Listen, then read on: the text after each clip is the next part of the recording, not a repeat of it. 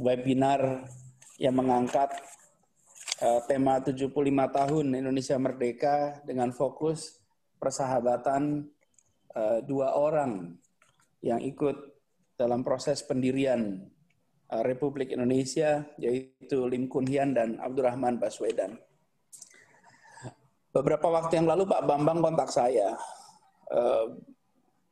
bilang, Pak Anies, ini ada rencana diskusi, saya diminta bicara. Jadi saya bilang, siap Pak Bambang, kalau Pak Bambang undang saya wajib datang. Saya siap untuk ngobrol soal ini. Apalagi yang diangkat adalah persahabatan dua orang yang kebetulan kakek kami, Ayer Baswedan, terlibat di dalam proses ini semua. Nah, saya ingin barangkali bercerita sedikit tentang apa yang saya dengar dari percakapan dalam keluarga menyangkut nama sahabat beliau. Jadi, saya beri konteksnya sedikit. Saya tinggal di Jogja, satu rumah dengan kakek, Ayer Baswedan. Masa itu, ayah saya dengan ibu, itu adalah, ayah saya adalah anak yang sudah menikah tapi tetap tinggal di rumah kakek. Jadi, kami sekeluarga itu masih numpang, ayah saya masih numpang di rumah kakek. Salah satu faktornya adalah memang kakek saya menginginkan supaya rumahnya nggak sepi, biar ada cucu. Nah, saya satu-satunya cucu di rumah itu. Sehingga kalau saya sekolah, waktu itu saya mulai masuk TK, kakek saya itu yang jemput di sekolah tiap hari. Jadi kalau pulang TK, itu kakek akan jemput, lalu nanti jalan kaki bersama kakek ke kantor pos. Karena kakek itu tiap hari kirim surat. Kirim surat pada sahabatnya atau kirim artikel, tapi selalu kantor pos dan saya mendampingi kantor pos tiap waktu. Kemudian kalau hari ini barangkali kakek itu aktif di WA Group, kira-kira gitulah. Kalau zaman dulu belum ada WA Group, adanya nulis. Jadi setiap hari ngetik. Ketika saya sudah mulai besar, kakek saya sering mendiktekan saya untuk ngetik. Jadi beliau akan tiduran atau duduk, lalu saya pegang mesin ketik, saya ngetik di situ. Jadi kakek ini tiap hari ngirim surat, setiap hari ngirim sesuatu pada sahabatnya, temannya, selalu. Tidak ada hari yang tidak kirim surat, tidak ngetik. Almarhum kakek itu adalah seorang jurnalis, jadi baca dan menulis itu adalah kesehariannya. Nah, saya punya pengalaman unik soal ini. Karena beliau itu punya sahabat banyak dan selalu mengetik. Saya kalau ngetik, didikte. Jadi Pak AR ini mendiktein, saya ngetik.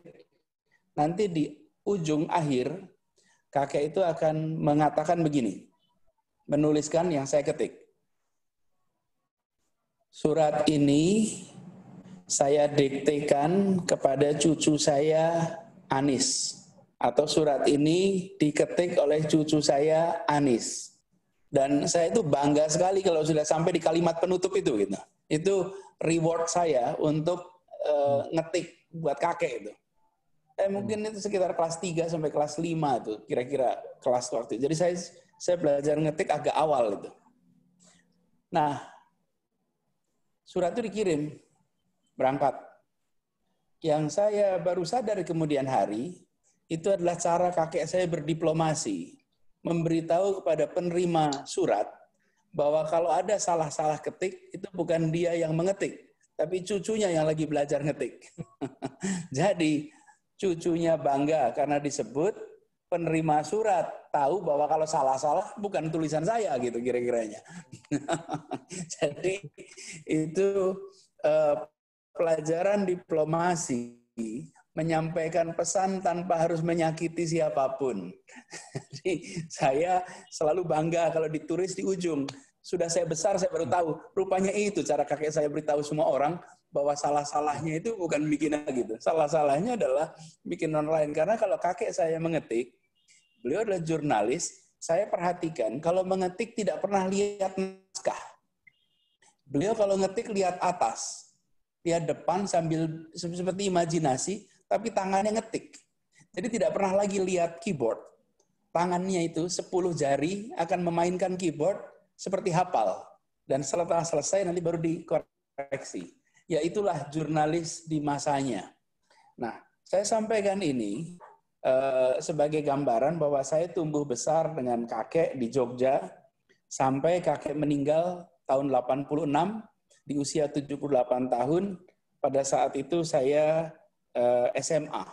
Jadi sampai dengan SMA saya bersama-sama dengan kakek dan tugas saya ketika waktu itu sampai dengan SMA adalah menyiapkan suntik insulin setiap pagi. Karena kakek ada penyakit diabetes, harus suntik insulin, menyuntiknya dikerjakan sendiri, tapi mengisi obatnya itu tugas cucunya. Jadi satu-satunya cucu di rumah yang bertugas ya sayalah yang mengerjakan itu semua. Lalu apa yang terjadi? Apa yang terjadi? Ini adalah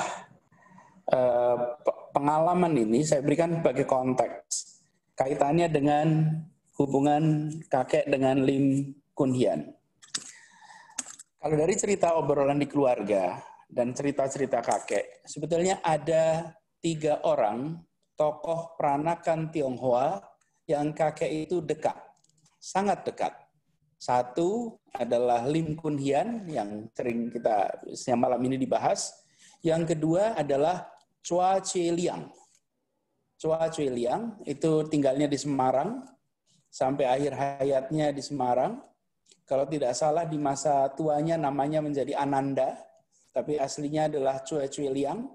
Lalu yang ketiga adalah Kui Hing Chiak.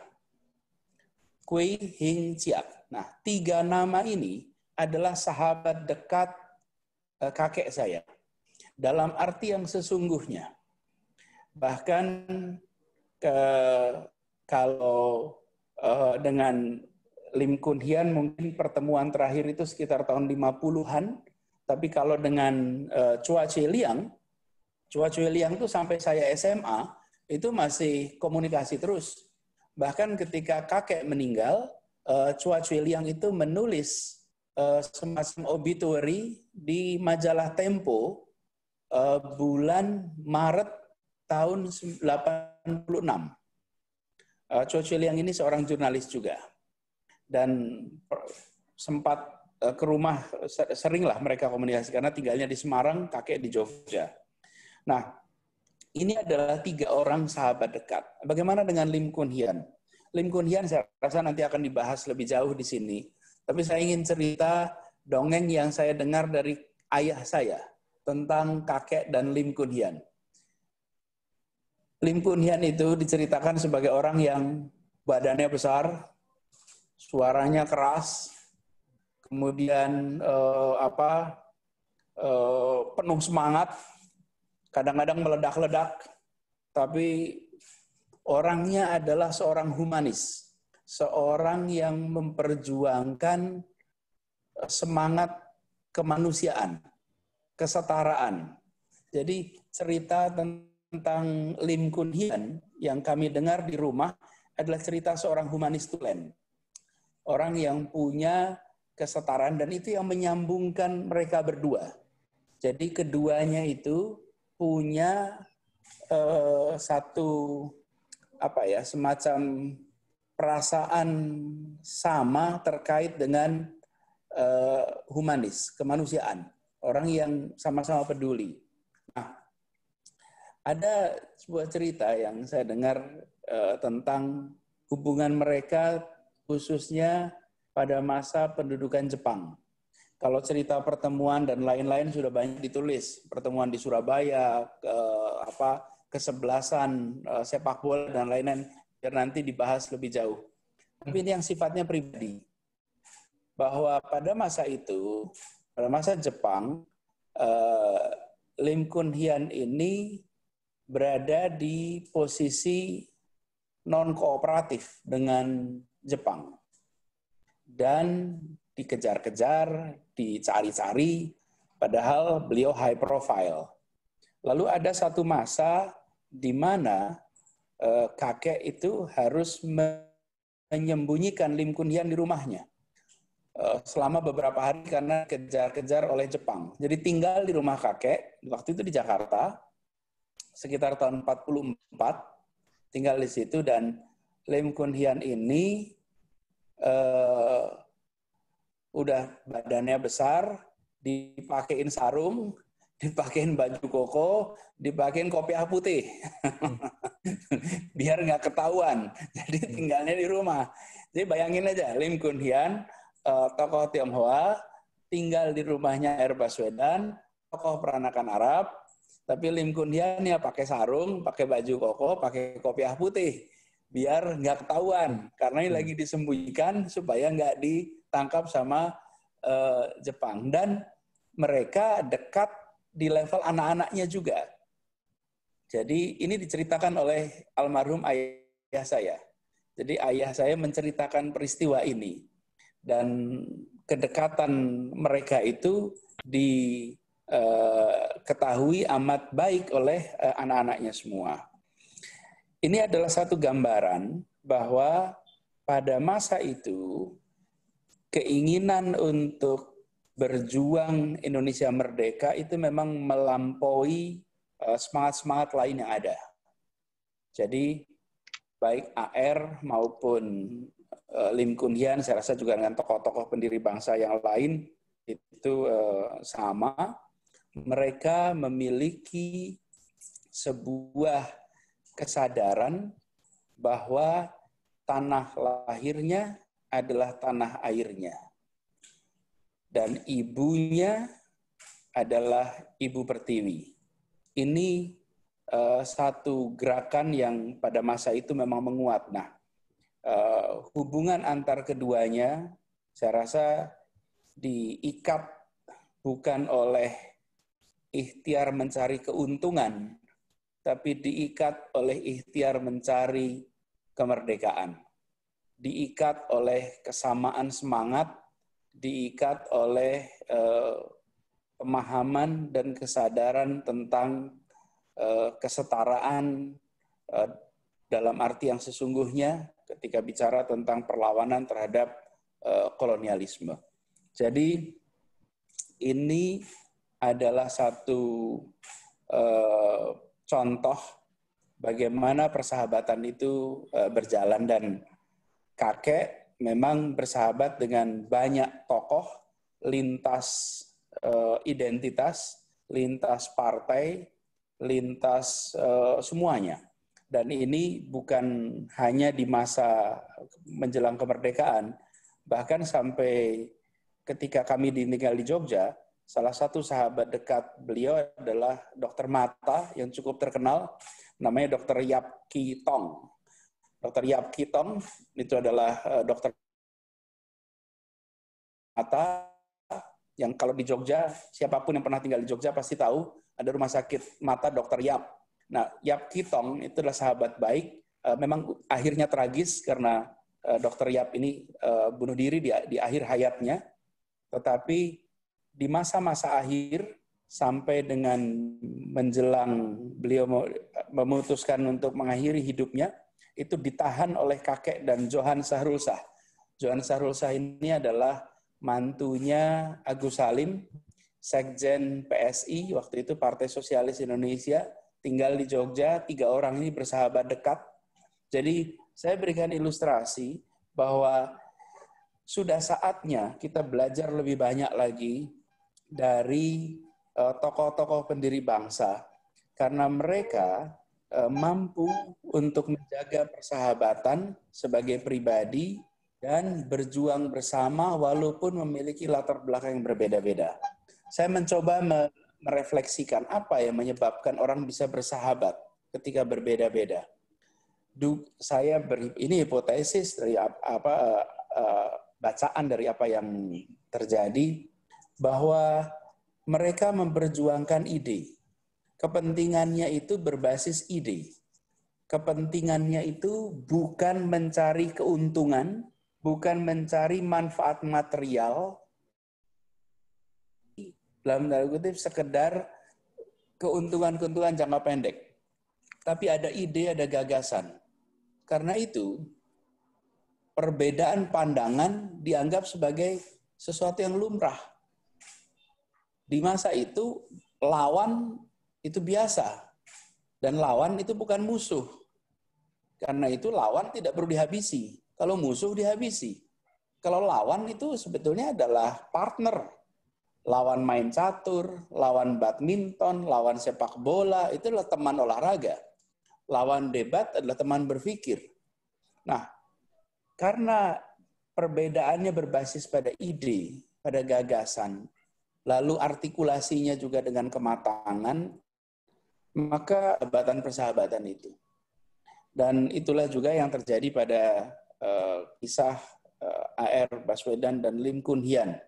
Apalagi mereka sama-sama punya gagasan tentang bagaimana mendobrak kasta diciptakan oleh pemerintah kolonial Belanda pada masa itu.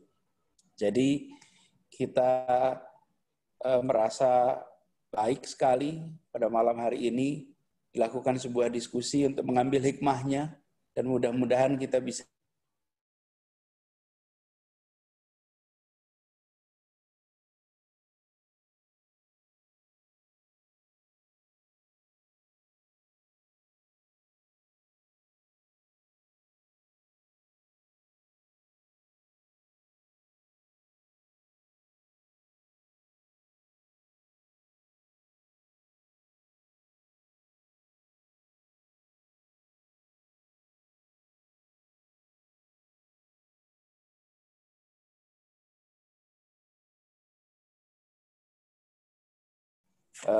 delapan.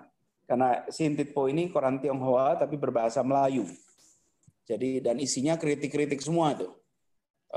Ini koran ini tidak pernah dipandang semata-mata sebagai koran Tionghoa, tapi dipandang sebagai koran bagi orang-orang Indonesia untuk melawan Belanda. Nah, ini saja barangkali yang bisa saya sampaikan sebagai pengantar. Sebagai sambutan, sekali lagi saya sampaikan terima kasih kepada semua yang terlibat. Apresiasi sekali, insya Allah banyak hikmahnya yang bisa diambil. Dan saya salut kepada Inti yang terus-menerus konsisten di dalam menjaga perasaan kebersamaan, di dalam menjangkau semua, dan mudah-mudahan Inti makin maju dan berkembang. Sebagai catatan saja, pendiri Inti adalah Pak almarhum Pak Edi Lembong, Ibu Meli barangkali hadir di sini. Saya ingin sampaikan terima kasih Ibu Meli. Mudah-mudahan Ibu selalu sehat, selalu dalam kondisi bahagia. Karena Pak Edi Lembong dengan Yayasan Nabil waktu itu yang menjadi promotor untuk penganugerahan gelar pahlawan nasional bagi A.R. Baswedan. Dan ketika penganugerahan itu diberikan, Ibu Meli ikut bersama-sama di istana menyaksikan akhir proses yang dimulai oleh almarhum saat beliau masih sehat. Jadi kita doakan mudah-mudahan Ibu Meli selalu sehat dan semua saja yang terlibat di sini sampaikan terima kasih dan kita teruskan persahabatan, kedekatan sebagaimana generasi orang tua kita.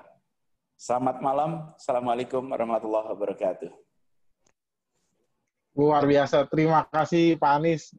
Ini rasanya sangat menggelora di hati saya mendengar langsung kisah heroik menurut saya ini. Luar biasa, banyak sentuhan personal dan humanisnya. Ini malam yang sangat spesial buat Inti juga buat semua. Saya rasa seluruh warga negara Indonesia juga harus mendengar kisah ini jadi teladan bagaimana negara kita memang didirikan dari semua, oleh semua, dan untuk semua. Yang harus kita ingat lagi pada malam hari ini. Pak Anies, kami juga mendoakan supaya Bapak selalu diberi kesehatan dan kekuatan dalam melewati masa pandemi ini. Amin. Terima kasih. Terima kasih. Iya, ya Pak. Terima kasih Pak Anies. Terima kasih semuanya. Mari. Ya. Nanti sambil diskusi saya di awal mengikuti, nanti saya mohon izin mendahului. Ya, silakan Pak Chandra, teruskan. Ya, terima kasih Pak Anies. Ya. Saya tadi kirim ke Pak Bambang minta foto-foto dengan kakek, saya kirim ke Pak Bambang, mudah-mudahan bisa dimanfaatkan. Ada, nanti fotonya kami tampilkan Pak. Ya. Thank you. Oke. Saya melihat Bu Meli sepertinya tidak aktif, mungkin ada gangguan teknis atau kondisi kesehatannya yang membuatnya berhalangan. Jadi kita lanjut saja langsung dengan Bang Asmi. Sepertinya sudah siap nih, sudah tidak tahan untuk menyampaikan narasi-narasi kebangsaannya. Silakan Bang Asmi. Iya. Terima kasih Bang Chandrayap atas kesempatannya. Salam mulia saya untuk semuanya, salam sejahtera tentunya. Assalamualaikum warahmatullahi wabarakatuh. Dan izinkan saya mengucapkan salam kebangsaan kita, merdeka! Merdeka! Merdeka! Suasananya masih 17 Agustus, jadi semangat ini masih harus tetap membara. Terima kasih kepada Perhimpunan Indonesia Tionghoa, pada Ketua Umum yang sangat kita cintai, Pak Teddy. Terima kasih Pak. Salam, terima kasih. Ya Pak Teddy. Ya. Juga kepada Pak Gubernur kita, Pak Anies Baswedan yang berkenan hadir dan berbagi cerita yang luar biasa, menambah semaraknya malam kita ini. Assalamualaikum Pak. Waalaikumsalam, makasih. Senang sekali jadi tercerahkan. Kita semua ada hal-hal yang kita langsung dengar dari beliau sebagai cucu kesayangan kelihatannya ini, ya, jadi ada hal-hal yang tidak bisa kita dapatkan di buku malam ini. Kaya sekali kita malam ini dengan apa yang sudah disampaikan oleh Pak Anies. Juga kepada para ketua inti di seluruh Indonesia, di Pulau Jawa, Kalimantan, Sumatera, inti ini cabangnya hampir di seluruh Indonesia Pak Anies, jadi menyebutnya sulit. Semua ketua, semua orang-orang hebat. Jadi salam untuk semuanya. Baiklah, malam ini tentu sebagaimana rencana kita akan berbicara, mendiskusikan tentang kisah persahabatan antara dua tokoh bangsa, Bapak Lim Kun Hian dengan Bapak Abdurrahman Baswedan, dua tokoh besar yang seharusnya menjadi teladan bagi kita sebagai generasi penerus bangsa pada saat ini. Saya akan memulainya dari secara singkat saja, dari mengenalkan secara singkat karena kita nanti akan lebih kepada diskusinya, jadi kita akan gali lebih dalam di diskusi. Mungkin pada sosok Pak Abdurrahman Baswedan terlebih dahulu. Saya akan mulai dengan satu Pak Safruddin Prawiranegara, seorang tokoh bangsa yang merupakan kawan baik dari Pak Abdurrahman Baswedan, pernah bertanya kepada beliau, siapa kawan dekat Anda? Itu pertanyaannya. Dan dijawab oleh Pak Abdurrahman, Romo Mangun. Itu jawaban yang sebetulnya mengejutkan bagi Pak Safruddin. Beliau sama-sama tokoh masyumi waktu itu, ya, tokoh ya sebuah partai besar ya pada awal berdirinya negara Indonesia kita ini, dan beliau sangat terkejut kenapa yang disebutkan justru nama seorang tokoh yang non-muslim. Luar biasa sekali. Dan beliau menyebutkan nama pastor-pastor lainnya. Sungguh luar biasa ini sebetulnya. Nah, berikutnya beliau juga pernah mengatakan seperti ini. Ini pernyataan beliau sekitar tahun 1982.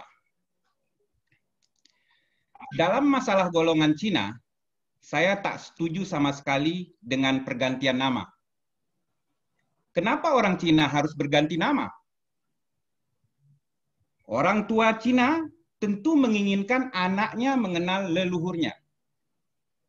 Si anak pun tentunya juga tak menghendaki hubungannya putus dengan asal-usulnya. Karena itu, dia harus kita beri kebebasan.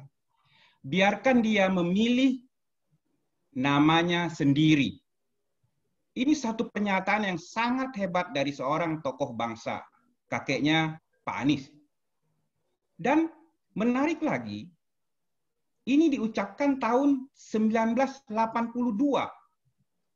ketika Orde Baru masih kuat-kuatnya saat itu, di mana himbauan penggantian nama memang kalau kita evaluasi dari kekinian tentu membawa banyak persoalan bagi saudara-saudara kita etnis Tionghoa. Nah, ini satu pernyataan yang sangat hebat. Siapa sih sebetulnya Abdurrahman Baswedan itu? Tentu kan akan banyak bertanya, kok bisa sampai punya pandangan yang demikian luar biasa, pandangan kebangsaan yang sulit dicari tandingannya, saya kira. Abdurrahman Baswedan lahir di Surabaya. Jadi seringkali orang menyangka beliau orang Jogja. Kalau Pak Anies betul orang Jogja, tapi Pak Abdurrahman orang Surabaya. Kira-kira seperti itu. Kita boleh menjadi siapapun sebetulnya. Saya orang Jakarta, bapak saya orang Aceh.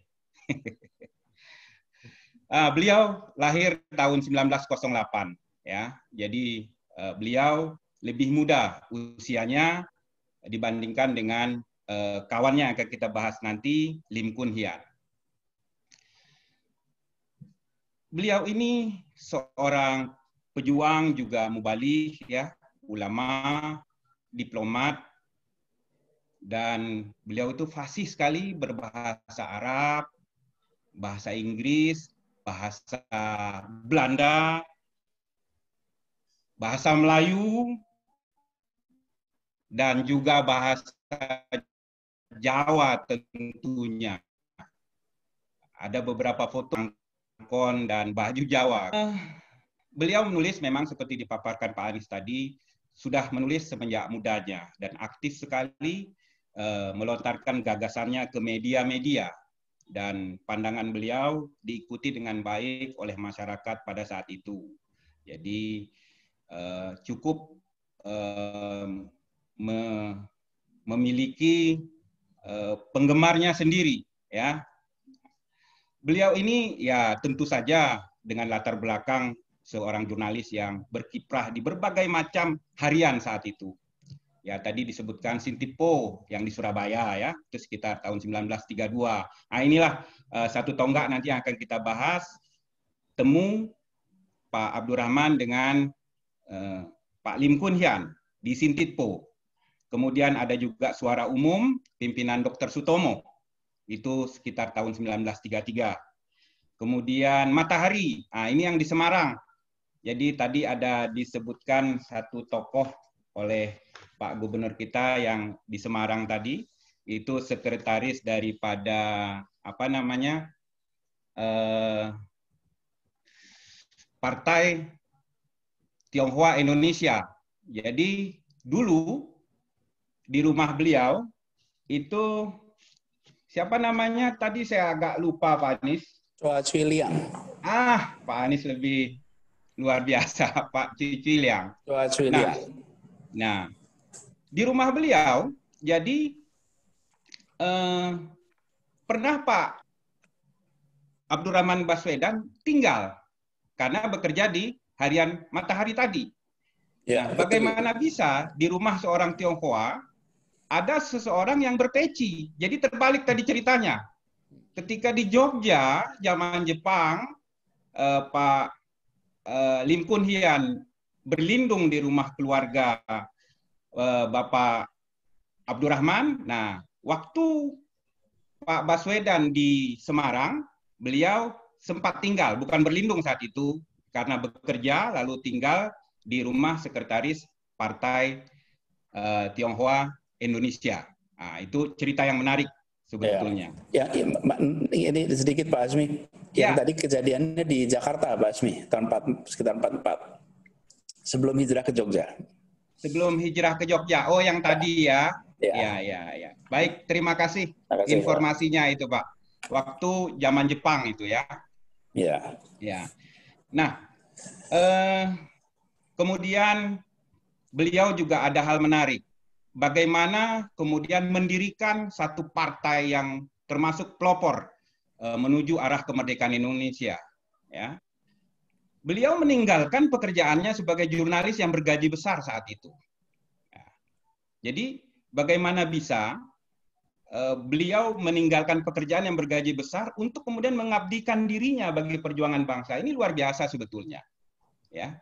Biasanya politisi ini kan justru mencari uang, tanda kutip ya, atau bekerja. Ini kita harus meneladani Pak Abdurrahman tentunya.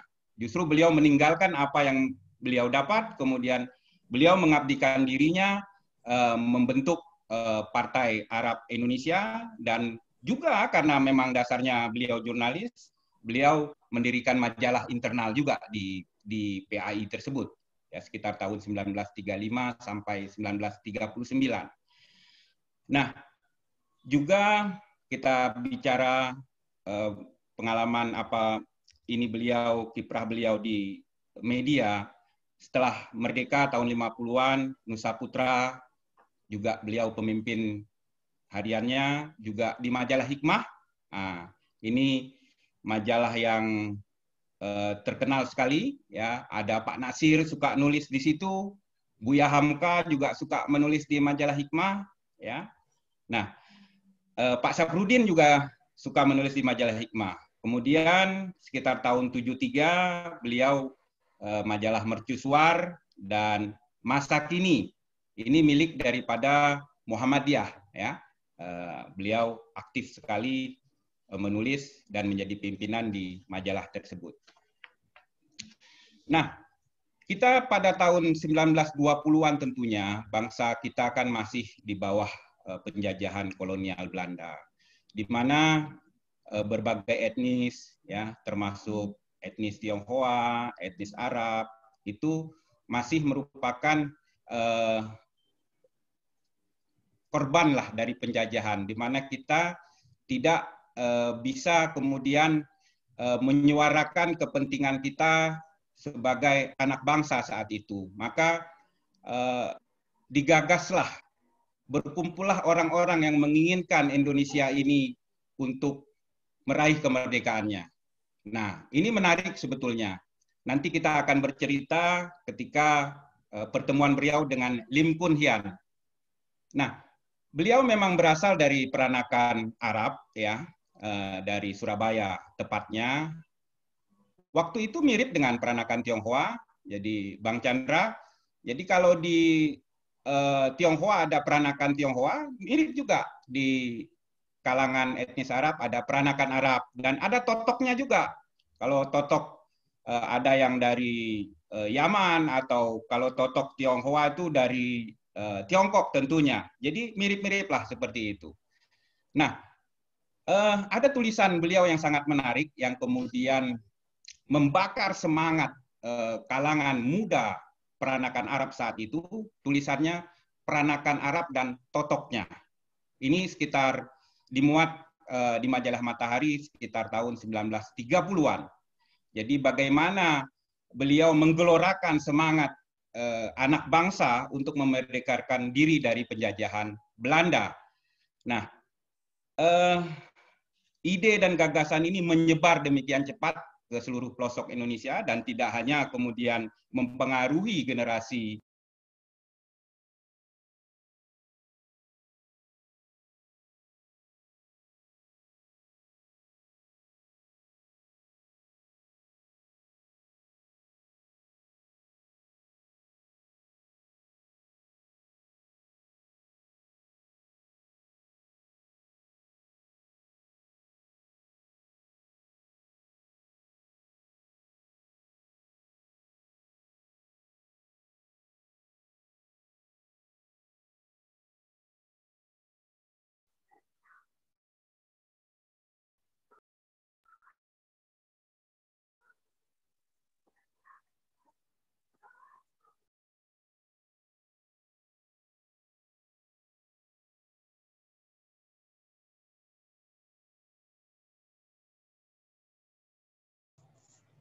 Bang Asmi. Ya, suara saya bisa didengar? Nah, tadi sempat hilang itu. Oh, sempat hilang ya. Gimana iya. hilangnya? Coba saya ulangi dulu. Udah ketemu. Sudah ketemu.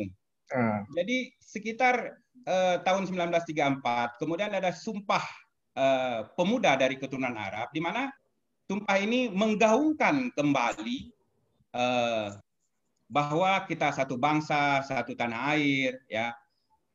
Tanah air peranakan Arab itu Indonesia. Kemudian peranakan Arab harus meninggalkan kehidupannya sendiri.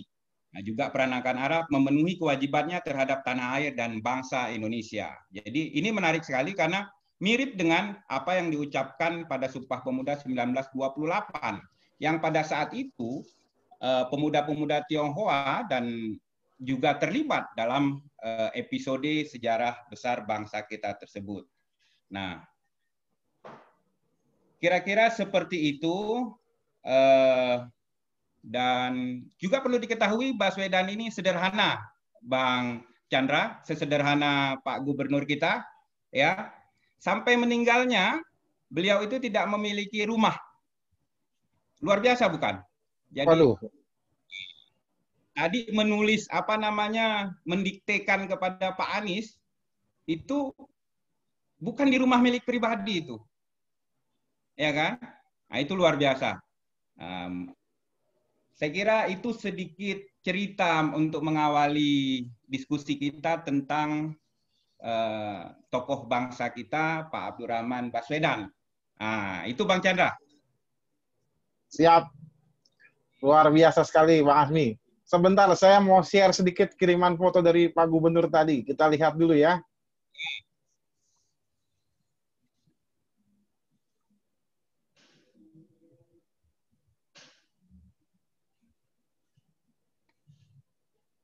Ini dia.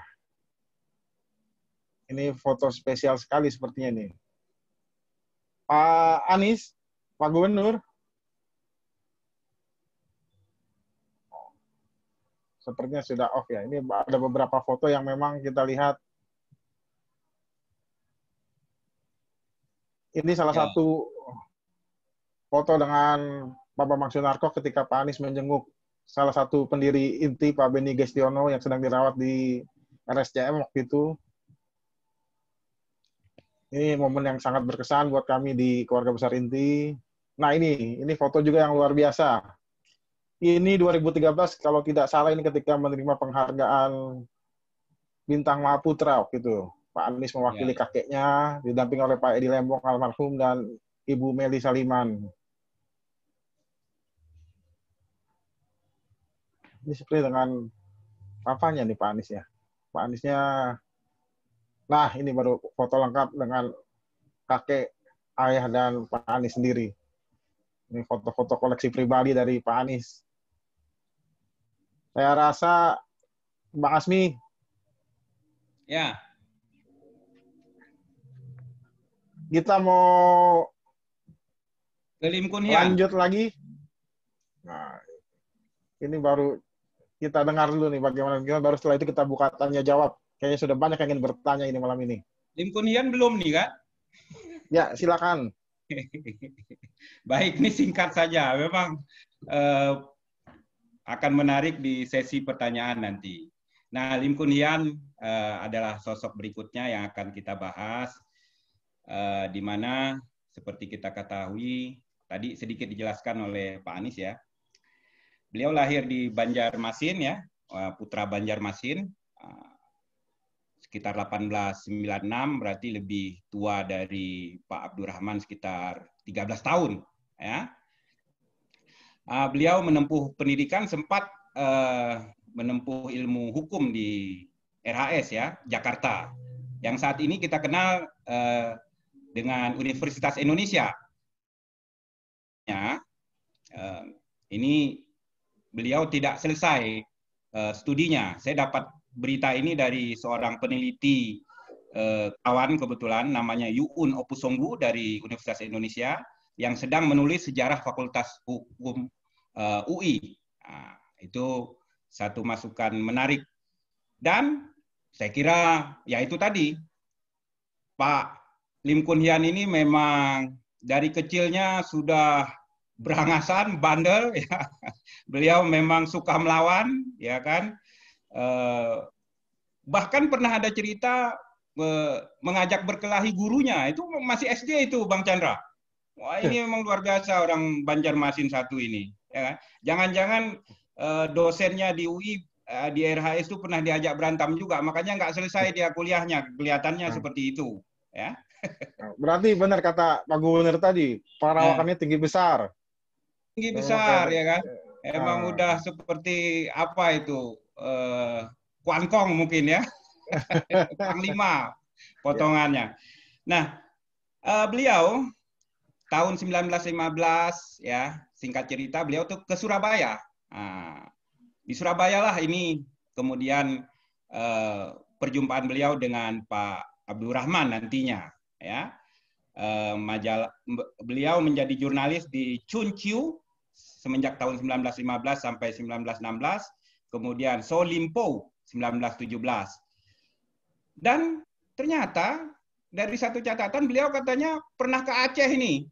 Pernah jadi jurnalis di Aceh juga, aneh juga ini. Saya sebagai orang Aceh agak terkejut. Tapi catatan itu masih tidak jelas. Kemudian beliau tuh ke Padang, jadi jurnalis di Padang, di redaksi Sinar Sumatera namanya, sekitar 1918 sampai 1921. Ide nasionalismenya juga terbentuk pada tahun 1920-an melalui tulisan-tulisannya, meramaikan media saat itu. Jadi juga sama dengan Pak Abdurrahman ya, menggagas bagaimana nih negeri ini bisa merdeka dari penjajahan Belanda, kira-kira kayak gitulah. Pokoknya memprovokasi agar anak-anak bangsa, anak-anak muda itu untuk tampil berani melepaskan diri dari penjajahan Belanda. Nah, itu LIM. Nah, dalam masa-masa itulah kemudian sekitar 1932 beliau mendirikan ya Partai Tionghoa Indonesia itu. Jadi ketika beliau aktif menyebarkan gagasannya dan puncaknya ya mendirikan Partai Tionghoa Indonesia. Itu memang tidak mudah pada saat itu mendapatkan perlawanan, tidak hanya dari pihak Belanda tentunya, juga dari dalam internal sendiri ya. Itu juga sama. Sebetulnya sama saja. Semua etnis juga di Aceh juga saat itu banyak juga yang berpihak terhadap Belanda. Ada juga yang melawan Belanda zaman perang. Ya begitulah kira-kira. Jadi biasa itu dinamika dalam perjuangan. Sama saja. Tidak ada khasnya satu etnis. Kemudian beliau ini kita singkat saja ya, Bang Chandra. Sempat memang kemudian dicari-cari oleh Jepang dan tadi Pak Anies sudah bercerita bersembunyi di sana. Tapi pada masa Jepang itu juga beliau di akhir itu beliau menjadi anggota BPUPK bersama dengan 3 orang pemuda Tionghoa lainnya. Nah,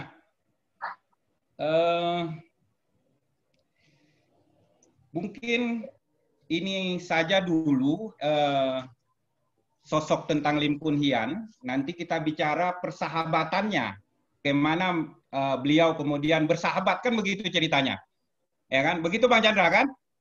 Setuju. Kita memang mau mengangkat tentang narasi kebangsaan kedua tokoh ini kan. Ya. Pak Hasmi, saya baru dapat kabar dari protokol Pak Gubernur izin pamit meninggalkan acara. Saya rasa sudah cukup banyak sharingnya dan luar biasa malam ini. Pak Gubernur, kami berterima kasih sekali lagi. Ya. Sungguh suatu kehormatan buat kami semua malam ini mendengarkan langsung kisah dari cucu pahlawan nasional kita. Banyak sisi-sisi emosional tadi ya. Kita mendengarnya pun sangat menggelora di hati. Betul Pak Hasmi ya? Oh, banget. Jadi ada hal yang nggak kita dengar. Ya, mudah-mudahan beliau menjadi penerus dari Abdurrahman Baswedan, yang kita doakan demikian ya. Menjadi perajut kebangsaan seperti kakeknya. Amin. Harus kita aminkan itu. Amin. Saya rasa sudah dilakukan juga sampai sejauh ini bagaimana beliau banyak berkiprah. Dan paling terasa memang di Inti. Ketika Inti mengundang untuk hadir di suatu acara, Pak Gubernur langsung respon dengan cepat dan hadir. Khususnya di perayaan Cap Gome di Pancoran Glodok. Setiap tahun beliau pasti hadir kalau kami undang. Saya rasa itu sudah merupakan teladan yang sangat baik. Bang Asmi, gimana kita lanjut langsung dengan titip salam atau kita mau buka penanggap dulu?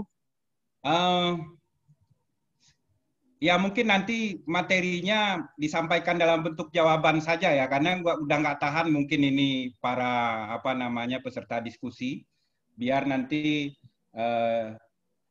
materi persahabatannya pasti ada yang bertanya nanti seperti apa, kan begitu Bang Chandra? Ya betul sekali. Ini silakan dibuka saja.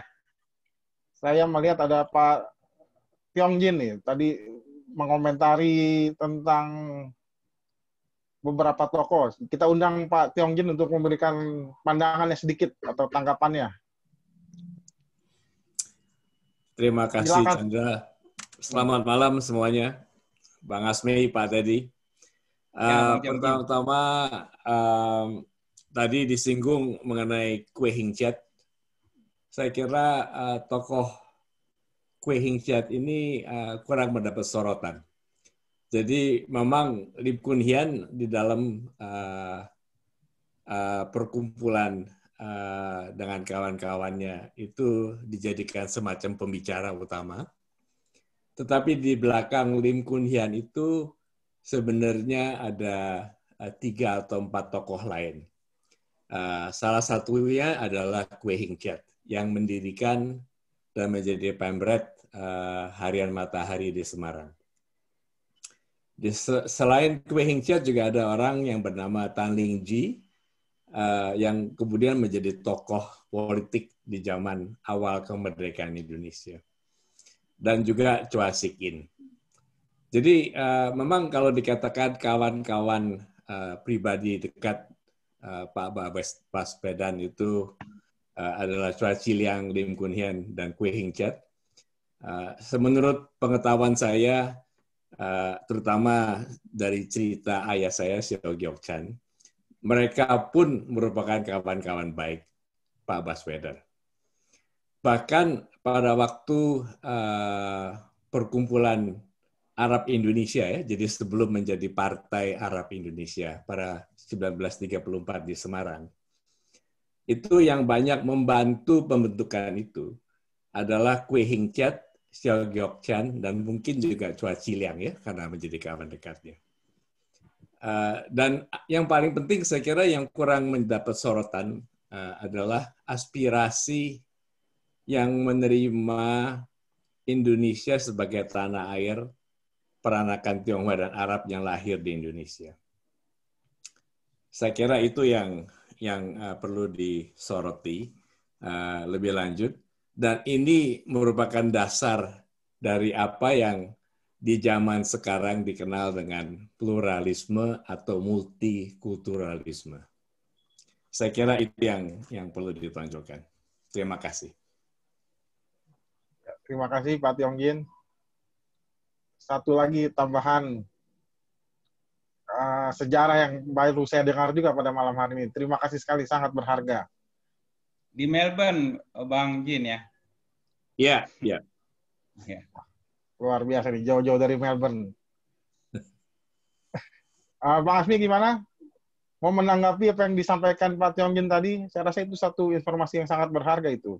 Itu nggak boleh ditanggapi. Kita dengarkan baik-baik, kita serap. Itu.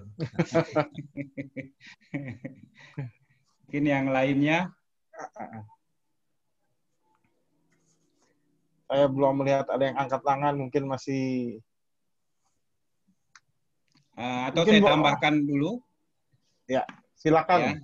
Ini ada Kristan juga nanti mau menyampaikan nih, teman kita juga. Ya, Bang Asmi dulu lah. Ya. Kita cerita Bang Asmi videonya mati nih. Videonya mati? Iya, coba dinyalakan dulu. Nah, tadi udah. Hidup? Oke, udah aman. Ya. Nah, kita mungkin langsung bercerita pada itu memancing juga pertanyaan ya.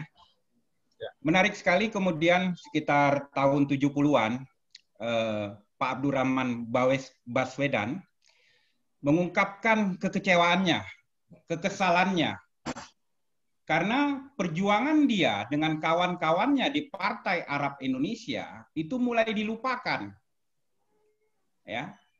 Jadi itu tahun 74. Jadi sampai dia mengatakan semoga kelak banyak penulis sejarah nasional itu tidak mengabsenkan PAIers. Jadi tokoh-tokoh PA ini nggak boleh dilupakan di dalam tulisan-tulisannya. Jadi apa yang dialami oleh tokoh-tokoh Arab saat itu yang juga terlibat dalam perjuangan dulu persiapan kemerdekaan Indonesia juga mengalami hal yang sama dengan orang-orang Tionghoa, dan itu dinyatakan sendiri oleh beliau. Bukunya saya simpan baik-baik itu di museum di mana pernyataan itu dikeluarkan. Dan harapan ini lama itu tidak menjadi kenyataan, Bang Chandra. Jadi harapan beliau tadi, bagaimana kemudian orang Arab bisa diapresiasi sama dengan etnis-etnis lainnya itu lama. Dan bagaimana kemudian kita melihat kenyataan sejarah, ada yang namanya ketua kita, ketua pertama kita di INTI, ya, Pak Edi Lembong, yang nama Tionghoanya siapa Pak Teddy? Ini kayaknya satu marga dengan Pak Teddy nih, Wang ya, Wang Yusan. Mana Pak Teddy nggak kelihatan ini?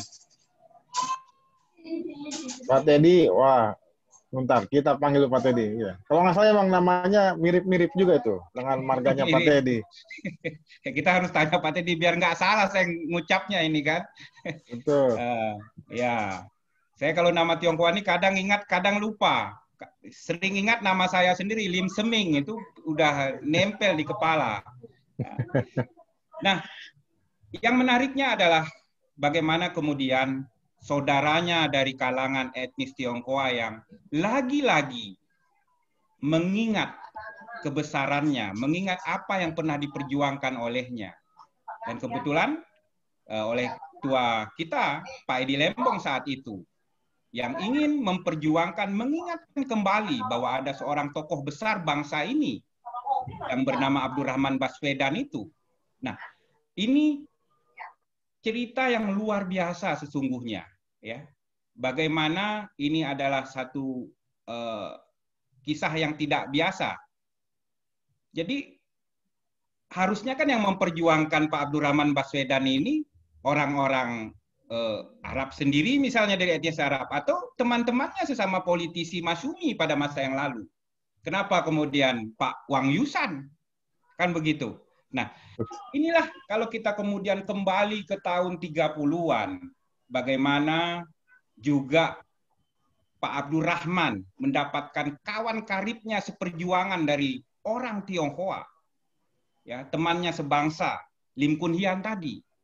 Ya. Ini sepertinya sudah suratan takdir rasanya. Ya.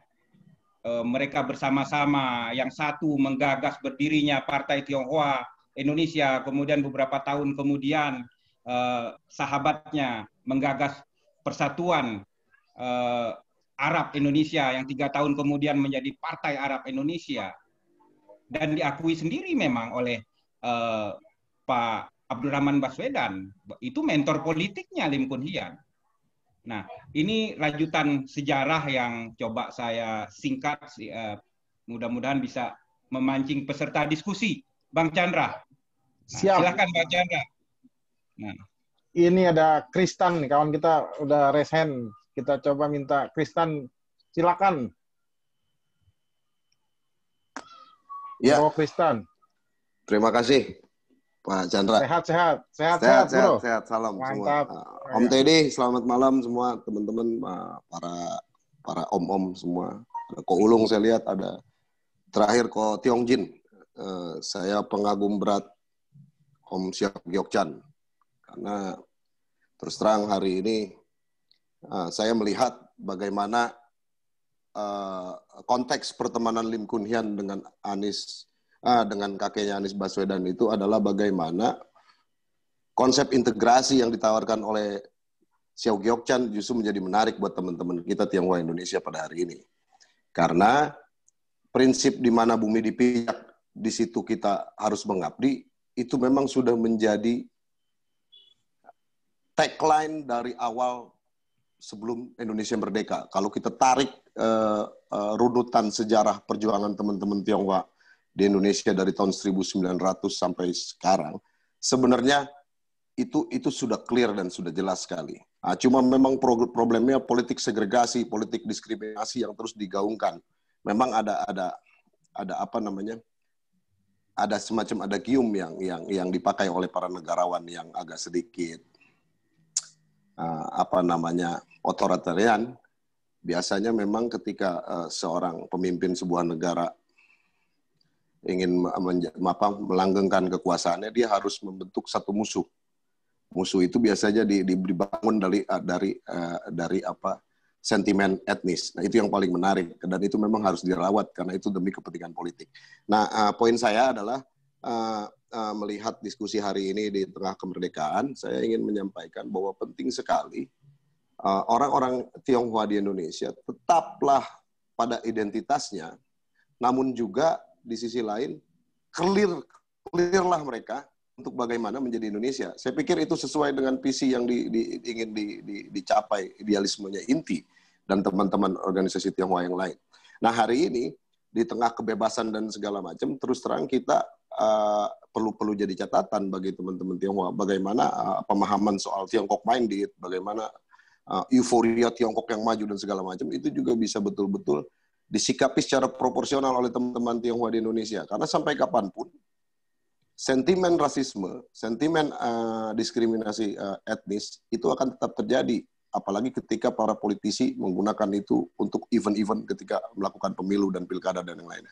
Nah, kita teman-teman Tionghoa harus tetap benar-benar cerdas, menurut saya Pak Chandra, dan Inti harus menjadi garda terdepan bagaimana melihat anak-anak muda untuk mempelajari kebijaksanaan yang dilakukan oleh Lim Kun Hian, oleh A.R. Baswedan, oleh Xiao Giokcan, dan oleh teman-teman Indonesianis yang saya boleh sebut itu istilahnya, tanpa melihat dari mana asal-usul mereka.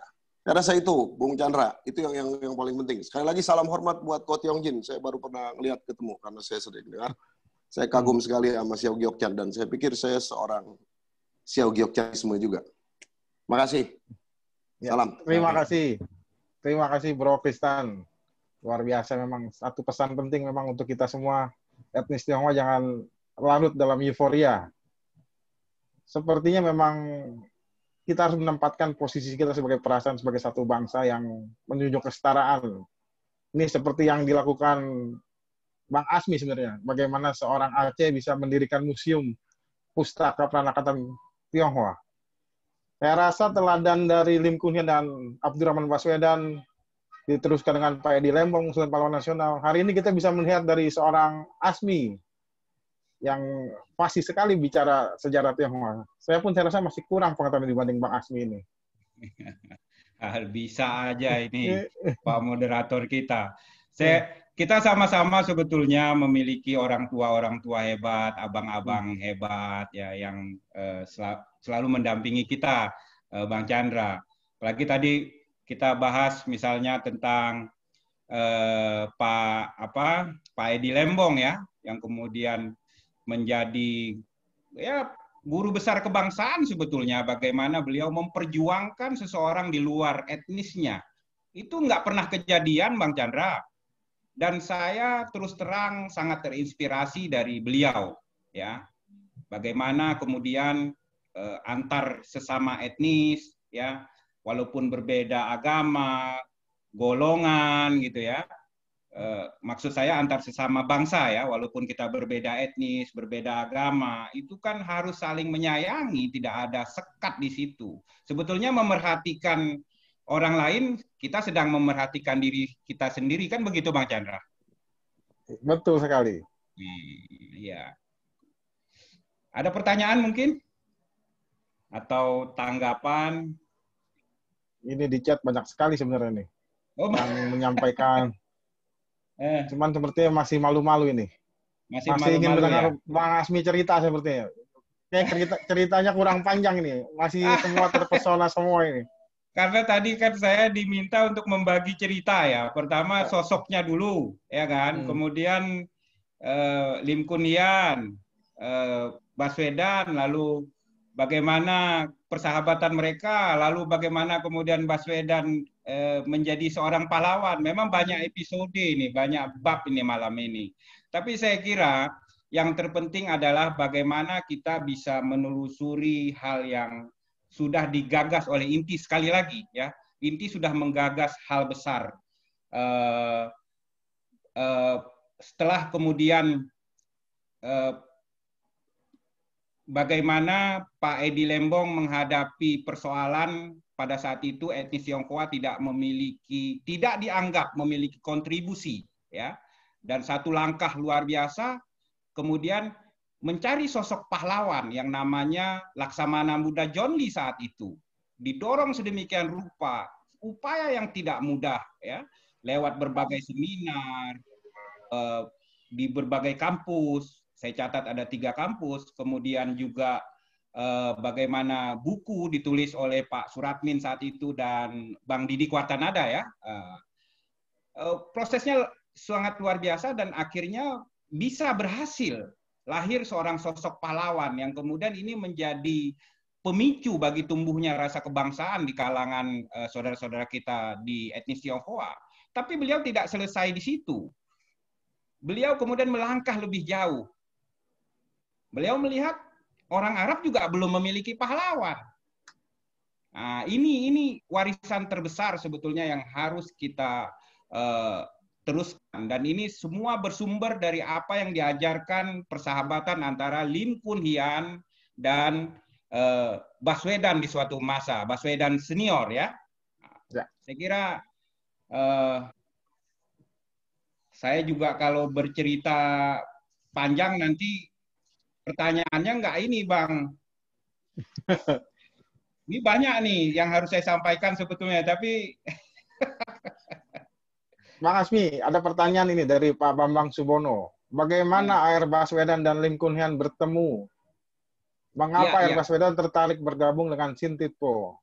Tadi sepertinya sempat disinggung sedikit, cuman memang kayaknya perlu kita ceritakan lebih banyak ini. Ya. Itu memang pada suatu masa ya di awal sekitar 1920-an, itu dalam satu ajang pertandingan sepak bola. Waktu itu ada klub-klub sepak bola, ya. Mana kemudian Lim Kun Hian menyampaikan kepada masyarakat saat itu bagi golongan Bumi Putra. Waktu itu kan kita digolong-golongkan, ya, ada Bumi Putra, ada Timur Asing, ya, ada orang Tionghoa di sana, ada orang Arab di sana, bahwa orang Belanda ini curang, ya. Mereka, kita harus boikot pertandingan, kita nggak boleh nonton liga-liga yang ada orang Belandanya, ya. Mereka melakukan kecurangan dan ini mempersatukan kemudian golongan-golongan bangsa Indonesia saat itu, ya, di lapangan sepak bola. Nah, beliau bertemunya di situ. Itu sekitar tahun 1930-an awal lah, ya. Berjumpa tadi yang diceritakan siapa? Kan kenangan Pak Abdurrahman Baswedan tuh tinggi besar, ya kan? Yang tadi diceritakan ke cucunya tadi. Nah, itu bertemunya di lapangan bola. Ya kan? Jadi dia dulu di Harian Matahari saat itu, ya. Bukan. Waktu itu di Surabaya, siapa Bung Tomo punya ini? Dr. Sutomo punya? Di Sintitpo, Bang. Sintitpo. Di Sintitpo. Setelah Sintitpo sebetulnya sebelum masuk Sintitpo, Pak Baswedan ada di satu majalah apa gitu namanya, ya. Nanti saya ingat namanya. Nah, ini yang kemudian mempertemukan kita, mempertemukan mereka, Bang Tiongjin, kan begitu. Nah, itu pertemuan mereka. Dan yang menarik sebagai catatan penting, jadi sepak bola ini adalah pemersatu bangsa memang semenjak awal. Dan harus diingat, orang-orang Tionghoa menjadi pelopor daripada sepak bola Indonesia. Ada satu klub yang pernah lahir di Jakarta dan masih ada sampai sekarang dari tahun 1920-an, itu namanya United Make String, ya UMS. Itu masih ada sampai sekarang. Di Jackmania masih tahu itu ada UMS, ya. Di mana sepak bola ini kemudian mempersatukan berbagai anak bangsa. Nah, waktu itu menarik perjumpaan mereka di lapangan bola dan mereka akhirnya bikin liga sendiri, penontonnya ramai, liga Belanda nggak ramai, sepi. Nah, ini awal kisah perjumpaan mereka. Nyambung deh, sama-sama punya gagasan memerdekakan bangsa ini dari penjajahan Belanda. Nah, di situ pertemuan mereka, Bang Chandra, untuk menjawab secara singkat. Siap, Bang Hasmi. UMS itu di belakang rumah saya di sini, di Mangga Besar. Jadi nanti kapan-kapan kita boleh cerita sedikit itu. Wah. Saya sempat mengalami nonton langsung di stadion, itu memang luar biasa itu. Iya, itu ada ceritanya ke Tionghoa Huekuan juga, Bang Chandra. Jadi dulu namanya itu Tionghoa Huekuan Football Club. Oke. Wah, itu bab sendiri itu ceritanya nanti, itu sejarah olahraga itu. Ya, silakan. Kalau saya boleh tambah. Ya, silakan. Silakan. Jadi yang menjadi kesukaan orang-orang Tionghoa yang tinggal di Kapasan, ya, di Surabaya pada waktu itu. Kapasan itu merupakan semacam pecinan Tionghoa di Surabaya. Adalah permainan sepak bola. Jadi Partai Tionghoa Indonesia itu lahir sebenarnya di Kapasan. Dan para pemain Tionghoa yang terkenal di Surabaya itu pada umumnya datang dari Kapasan. Dan pertemuan itu sebenarnya mempunyai arti politik karena Lim Kun Hian pada tahun 1932, kalau nggak salah bulan Mei 1932, itu mengadakan aksi untuk memboikot acara pertandingan sepak bola Belanda. Dan mengajak para calon penonton itu untuk tidak mengikuti acara tersebut, tapi pergi ke lapangan bola yang sedang dipertunjukkan oleh tokoh-tokoh sepak bola Kapasan ini. Begitu kira-kira ceritanya. Dan akibat upaya pemboikotan ini, Lim Kun Hian masuk penjara. Ya. Terima kasih. Kemudian dibebaskan oleh kawan-kawan di Volkskrad saat itu, Bang Tiongjin, ya. Ya. Ada Muhammad Husni Tamrin dan lain-lain. Jadi nggak lama dia di penjara. Nah, ya. Itu tambahan sedikit. Oke. Ini yang menarik kan bagaimana kedua tokoh ini bisa mempunyai kesamaan, merasa satu bangsa. Ini sepertinya yang belum kita gali malam ini. Bagaimana pertemuan-pertemuan, apa yang membuat mereka punya visi di zaman itu bahwa Indonesia harus merdeka sebagai satu bangsa. Pak Tiongjin punya data-datanya atau cerita yang menarik mengenai itu? Jadi memang kalau saya boleh tambah ya, Pak. Silakan. Nanti kita ganti nama Bang Asmi nih. Bang Asmi juga kayaknya udah nggak tahan mau ngomong juga ini. Saya kangen mendengar Pak Tiongjin bicara juga. Jadi terutama di kalangan Tionghoa, saya tidak begitu mengenal di kalangan peranakan Arab. Tapi di kalangan Tionghoa pada waktu itu memang ada 3 aliran. Jadi sebelum PTI lahir ada 2 aliran besar. Aliran yang diwakili oleh Sinpo, yang sebenarnya mengajak komunitas Tionghoa untuk selalu berkiblat ke Tiongkok. Itu jumlahnya besar dan diwakili oleh Harian Sinpo. Ada satu aliran lagi yang diwakili oleh partai yang namanya Chung Hua Hui, yang berkiblat ke Belanda dengan pengertian untuk aman, sebaiknya kita tetap dijajah oleh Belanda dan mendukung keberadaan Belanda di Indonesia. Karena paling tidak dengan keberadaan Belanda di Indonesia, menurut mereka, orang Tionghoa itu tetap berada di pihak yang dilindungi. Itu persepsi mereka. Nah, ini ditentang, kedua aliran ini ditentang oleh orang-orang seperti Lim Kun Hian, Kwee Hing Chiat, Tan Ling Ji, dan Chua Sik Kin. Mereka menganggap persepsi itu salah. Karena pada kenyataannya, nah ini dialami sendiri oleh Kwee Hing Chiat. Sebagai seorang Tionghoa yang lahir dan besar di Indonesia, Tiongkok itu sama sekali bukan tanah airnya. Karena dia pernah ke Tiongkok dan mengalami situasi di mana dia merasa tidak nyaman tinggal di Tiongkok. Dengan sikap revolusioner mereka, jadi keempat orang ini sebenarnya adalah orang-orang kiri, ya, bisa dikatakan orang-orang kiri, berhaluan politik kiri pada waktu itu, merasa sebaiknya Indonesia itu menjadi negara merdeka. Dengan kemerdekaan Indonesia itulah Tionghoa bisa hidup dengan nyaman.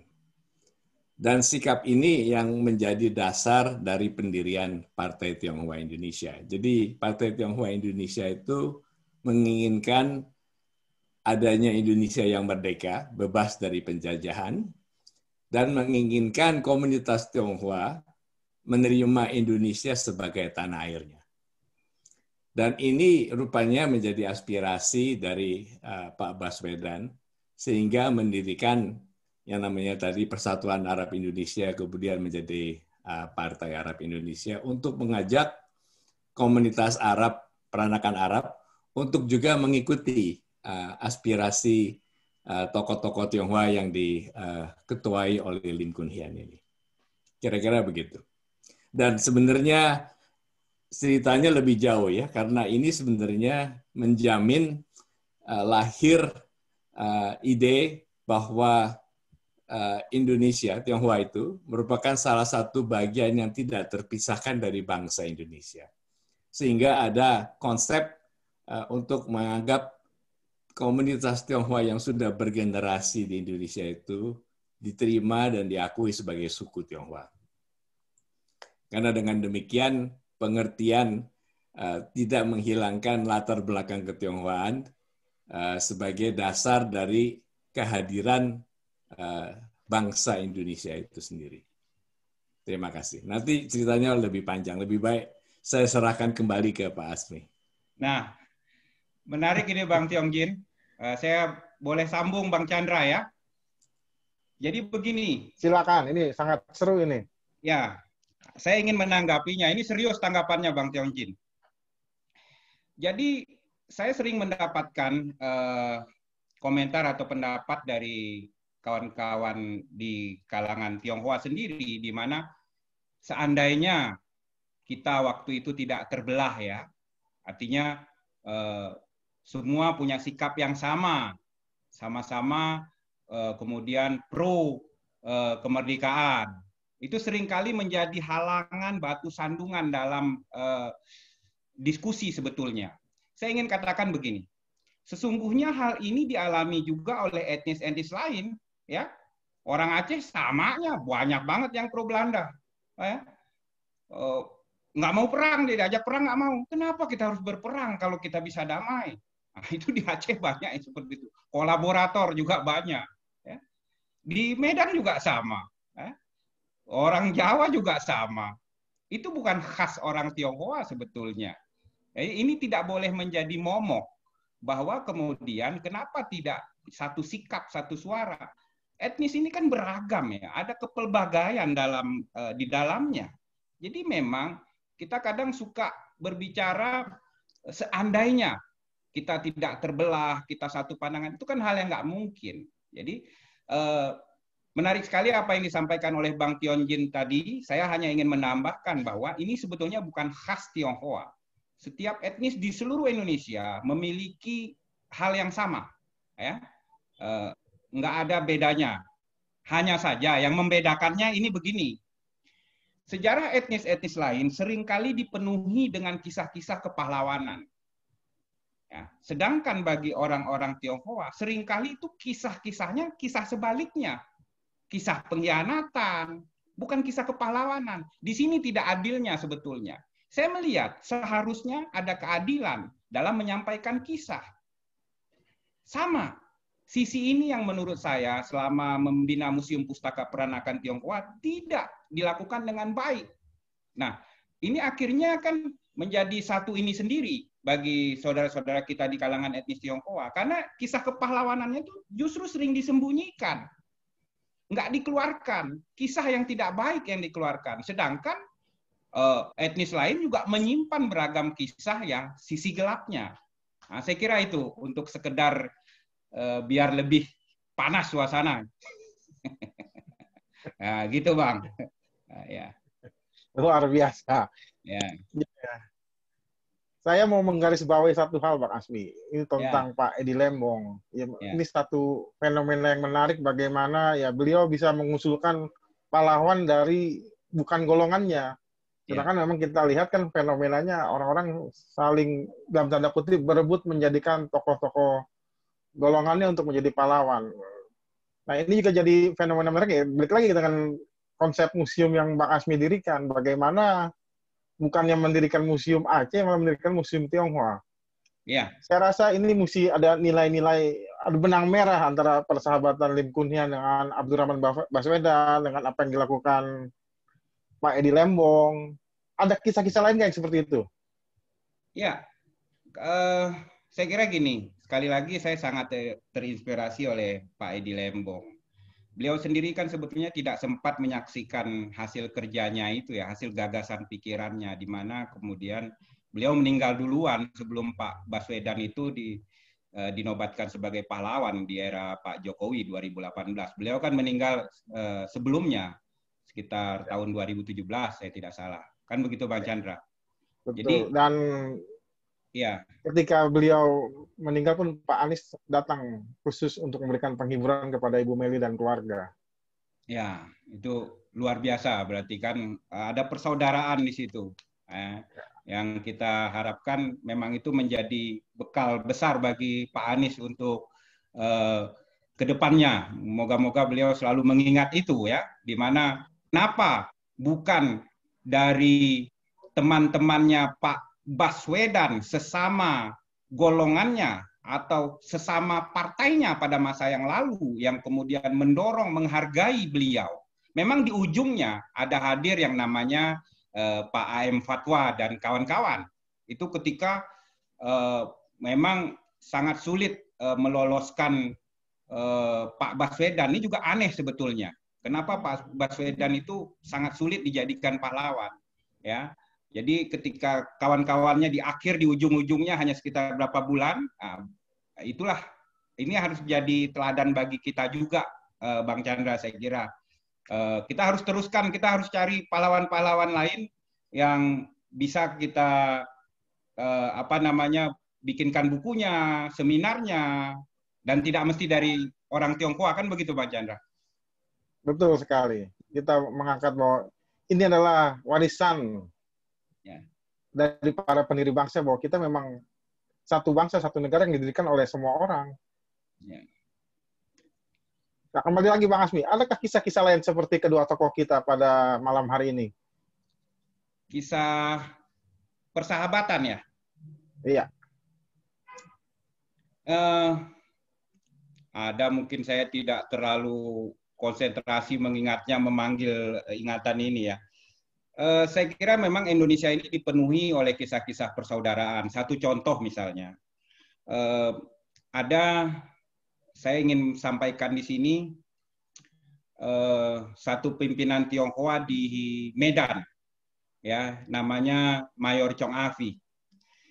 Belakangan informasi kita dapatkan, selain beliau mendirikan rumah ibadah seperti masjid, ya, Masjid Al-Masun, Masjid Raya di Medan, juga beliau ikut mendirikan masjid di Gang Bengkok. Ternyata ada dua masjid, dua surau yang beliau dirikan di Sumatera Barat.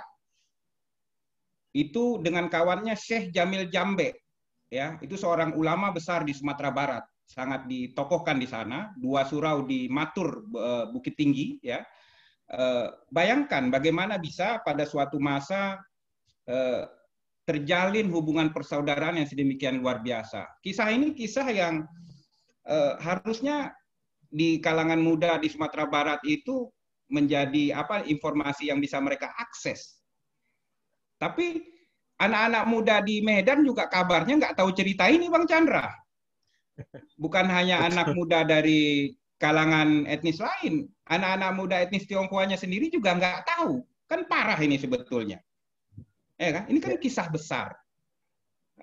Bagaimana kemudian hubungan persaudaraan itu menguat. Dan ada satu pimpinan Tionghoa di Sumatera Barat yang namanya Li Sai, ya, Mayor Li Sai. Kemarin keturunannya datang ke Museum Pustaka Peranakan Tionghoa menyerahkan beberapa dokumen di mana Mayor Li Sai ini pernah membantu ketika Aceh mengalami bencana. Itu tahun 1800-an akhir, Bang Chandra. Saya sebagai orang Aceh kan kaget. Oh, masa ada orang Tionghoa di Padang bantu Aceh tahun segitu? Dan bagaimana ketika Krakatau meletus, beliau ini, Mayor Li Sai, mengirimkan satu kapal penuh bantuan ke Bengkulu akibat letusan Krakatau 1883. Ini kan sulit dibayangkan ya, kok bisa ada kisah seperti itu tapi tidak terceritakan. Nah, itu sedikit saja Bang Chandra. Ya, saya juga jadi teringat yang kisah di Banten, Bang Asmi. Yang mana tuh? Warga Tung itu. Oh, ya Tung Sianto. Nah, itu kebetulan ada orang Bogor tadi, ada siapa Bang Kristan tadi ya. Itu kan cerita sangat menarik, luar biasa, di mana pada suatu masa orang Tionghoa terbalik ya, orang Banten keturunan bangsawan ya menjadi Tionghoa, dia merubah namanya menjadi Tung Sianto. Ini kan, dan kita bisa telusuri ini ke pemakaman di Bogor pada saat ini, di mana kalau tertera namanya Tung, itu ada garis miring Tubagus atau Ratu. Itu bentuk akulturasi yang luar biasa, tanpa ada regulasi, pemaksaan, asimilasi, dan lain-lain itu Bang Chandra. Itu terjadi pada masa perjuangan. Itu kan kisah luar biasa yang harus kita lestarikan sebetulnya. Itu orang Tangerang juga jarang tahu, Bang Chandra. Sepertinya nanti kita harus banyak mengangkat yang seperti ini. Jadi memang kisah-kisah kemerdekaan Indonesia itu dipenuhi dengan kerjasama atau merasa satu nasib ya, ingin memperjuangkan bangsa ini merdeka. Kita akan bahas nanti di seri-seri selanjutnya, Bang Asmi. Ya, siap. Sepertinya masih ada yang mau bertanya ini, cuman saya mesti lihat dulu. Wah, ini sepertinya semua masih terpesona dengan Bang Asmi. Masih ingin mendengar cerita Bang Asmi lagi. Ya, ketua kita masih ada di sini ya, Pak Teddy ya. Ada. Ya, ini ketua kita. Masih ada Pak Joko tuh, kan?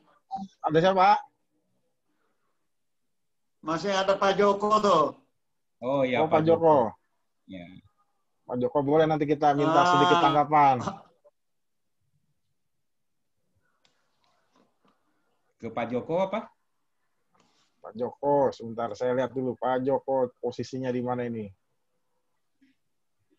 Mungkin ada teman-teman lain yang ingin menambahkan dulu? Atau Pak Tiongjin ingin memberikan lagi tanggapan? Oh ya. Pak Joko, kita unmute dulu Pak Jokonya. Oke.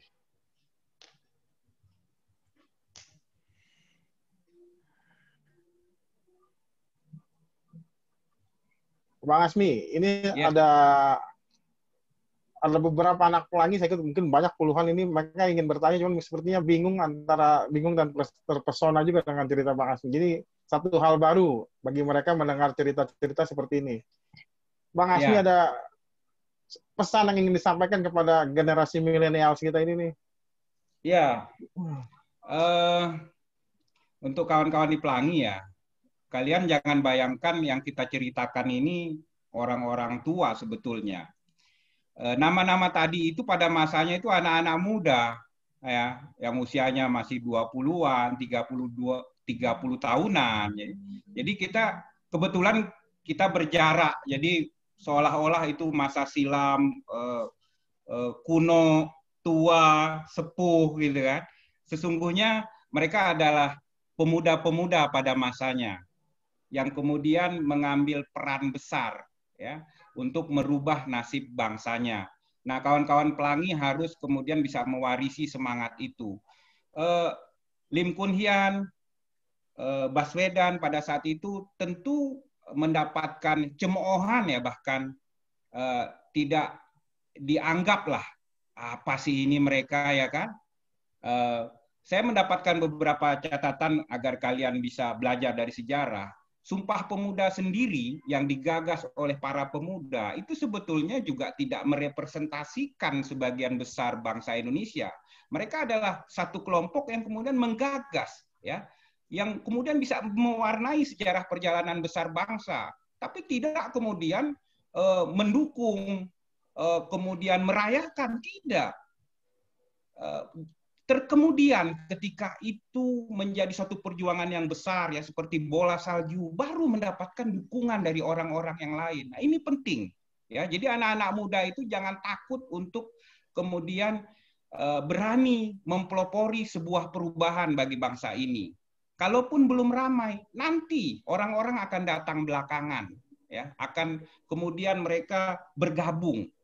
Nah, jadi tidak perlu mendengar terlalu banyak kritik ya atau pandangan-pandangan negatif terhadap ide dan gagasan kita. Ini sebetulnya pentingnya kita belajar sejarah. Anak-anak Pelangi saya kira sudah paham hal ini ya Bang Chandra ya. Betul sekali. Nah ini ada satu lagi yang ini baru WA ke saya. Dia bilang, kenapa sejarah Indonesia tidak pernah diceritakan dengan menarik gitu. Katanya yang Bang Asmi bawakan malam ini sangat menarik, jadi mereka ingin menggali langsung. Sedangkan kalau mereka dapatkan di sekolah, kesannya hanya seperti menghafal. Jadi tidak ada sisi heroiknya, tidak ada sisi tadi emosionalnya, makanya. Ya,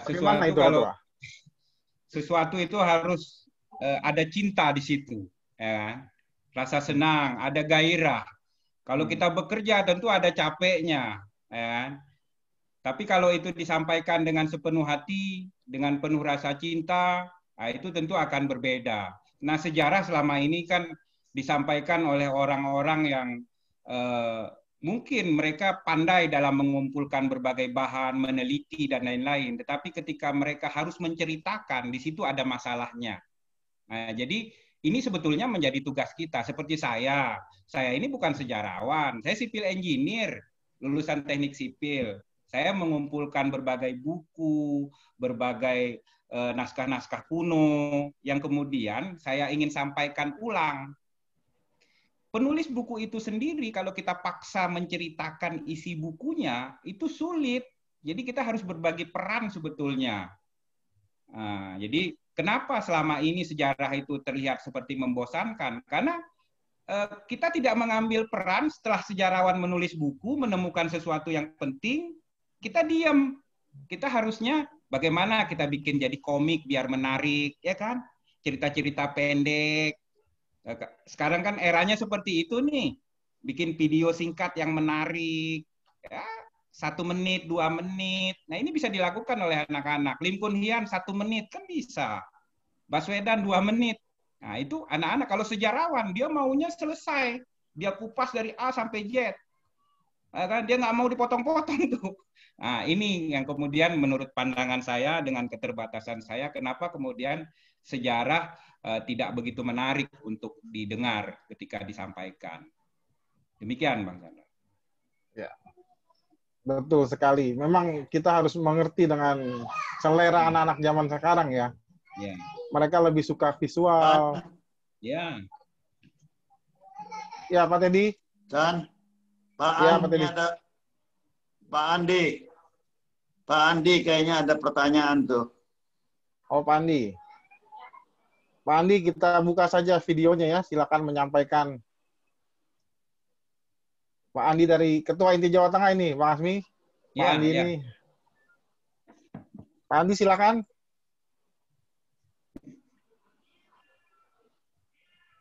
Pak Andi, Pak Asmi bisa ceritakan kisah-kisah heroik antara persahabatan Lim Kun Hian dan Abdurrahman Baswedan. Berapa lama kedua tokoh bersahabat? Sisi menarik apa yang bisa Pak Asmi ceritakan di forum ini? Ya, sebetulnya mereka kan bersahabat selama masa perjuangan ya, selama dari tahun 1930 sampai kemudian pendudukan Jepang, dan kemudian mereka kan sama-sama di BPU PKI juga ya. Kalau dari orang Tionghoa ada 5 dengan PPKI ya, dengan Pak Yakindi. Nah, dari golongan Arab hanya 1, Pak Abdurrahman Baswedan saja. Nah, itu tentunya mereka juga berkawan pada saat itu karena ada di satu lembaga yang sangat menentukan nasib bangsa menjelang kemerdekaan saat itu. Dan setelah itu tentunya di era revolusi mereka juga sama-sama menjalankan ada diplomasi waktu itu ya, mereka berjuang juga sama-sama seperti Pak Lim Kun Hian mungkin ikut di Renville, kemudian Pak Abdurrahman ikut dalam berbagai diplomasi penting ya di Mesir dan beberapa negara lainnya. Mereka masih tetap berteman, tapi memang 1950 kan Pak 1952 ya Pak Lim Kun Hian telah meninggal, dan kemudian beberapa puluh tahun kemudian baru Pak Abdurrahman. Jadi persahabatan beliau sampai sekitar 1950.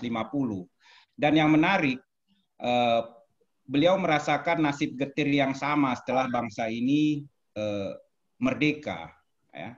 Ini bagaimana mereka pada masa yang lalu menghadapi pihak Belanda, tapi kemudian setelah merdeka mereka tidak mendapatkan apresiasi dari bangsanya sendiri. Ini hal paling penting sebetulnya yang perlu kita catat.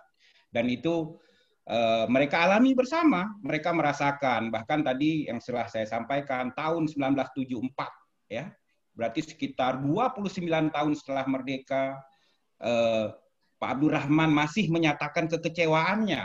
Kenapa tidak ada perhatian terhadap beliau dan teman-temannya sesama anggota Partai Arab Indonesia yang jelas-jelas menginginkan Indonesia ini merdeka. Hal ini juga dirasakan sama oleh Lim Kun Hian.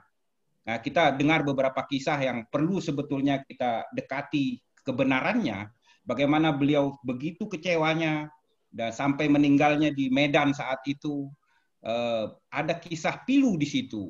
Nah, jadi di akhir ketika Indonesia ini di akhir hidupnya beliau justru mengalami kekecewaan. Ya, seperti itulah kira-kira yang bisa saya sampaikan, Bang Chandra.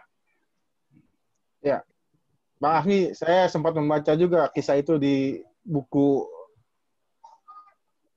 Pak Beni Gesetiono almarhum dalam buku Tionghoa dalam Pusat Politik. Di situ juga memuat sedikit tentang kisah Abdurrahman Baswedan dan Lim Kun Hian. Memang kisahnya berakhir pilu, tapi memang kondisi negara kita sangat kurang literasi tentang kedua tokoh ini. Makanya ini PR kita bersama sepertinya harus menggali lebih dalam, bertemu lagi dengan beberapa narasumber yang punya bahan lebih lengkap. Tapi yang menarik memang kita harus menemukan sisi emosional yang tadi seperti Pak Anies sampaikan, bagaimana kisah-kisah di rumahnya bisa menampung seorang Lim Kun Hian. Saya rasa ini yang poin-poin penting yang harus kita gali nanti, bagaimana memang Indonesia itu punya kekayaan, kebinekaan yang harus terus diwariskan dan terus kita pertahankan. Ini ada lagi dari Ardi. Ya. Silakan Pak Ardi. Ya, Pak Chandra Ajab, terima kasih banyak diberi kesempatan untuk berbicara dan juga bertanya mungkin nantinya. Saya Ardi dari Pondok Aren di Tangerang Selatan. Nggak jauh dari Bro Asmi kalau kita ngomong, Bro. Ya, siap. Bang Asmi. Selamat malam, Bang Asmi. Selamat malam, Pak Chandra dan semua rekan.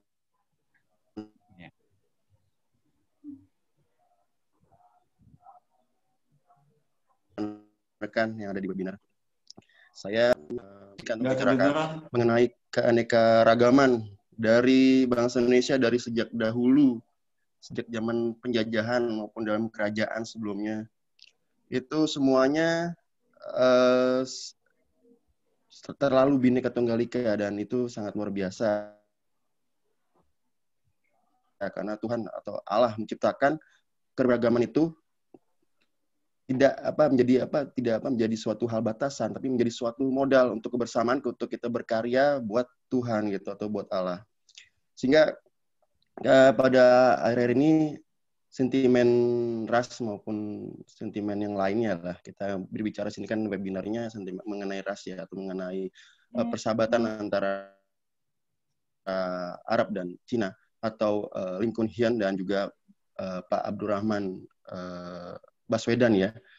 Persahabatan mereka sangat kental ya kalau kita tadi melihat atau mendengarkan kisah dari seberapa besar dari mereka bisa menjadi memberi kesempatan menjadi jurnalis atau wartawan dan lainnya, merupakan hal yang luar biasa ya untuk modal kita. Apalagi pada saat-saat ini situasi yang sedikit berbicara mengenai ras terus. Namun Perhimpunan Inti ini membuat webinar bukan suatu bukan suatu hal yang biasa, tapi yang luar biasa, supaya kita bisa memupuk rasa solidaritas kebangsaan, solidaritas keberagaman. Dan aku mau tanya di sini untuk kita semua, peranan apa nih yang kita bisa lakukan saat ini di tengah-tengah mungkin ada politikus-politikus yang menggunakan sentimen ras. Namun kita bisa meredam itu semua dengan cara seperti apa? Karena dari rakyat atau dari masyarakat kita sendiri gampang tersulut atau terhasut, gampang panasan gitulah intinya kalau menurut saya ya. Menurut saya, pandangan saya gampang terhasut atau gampang, pokoknya dengan sentimen hal apapun ya, pikiran itu menjadi suatu kebencian pada suatu ras atau pada suatu keyakinan tertentu dan lainnya. Makanya itu tugas kita di sini apa nih yang kita bareng-bareng bisa bersama. Apakah kita melalui ekonomi yang gotong royong dan lainnya yang lebih memupuk rasa kebersamaan, atau kooperasi kita galakkan kembali dalam situasi seperti ini. Dan apa saja nih Pak Chandra maupun Pak Asmi atau Bro Asmi untuk langkah selanjutnya nih, selain webinar ini kita adakan, diskusi ini kita adakan, pastikan buat pencerahan buat kita semua nih, dan nanti ke depannya seperti apa. Nah itu tugas kita. Aku mohon dijawab pertanyaanku. Terima kasih. Terima kasih Bro Ardi. Ini menarik. Ya, selamat malam ya, makasih.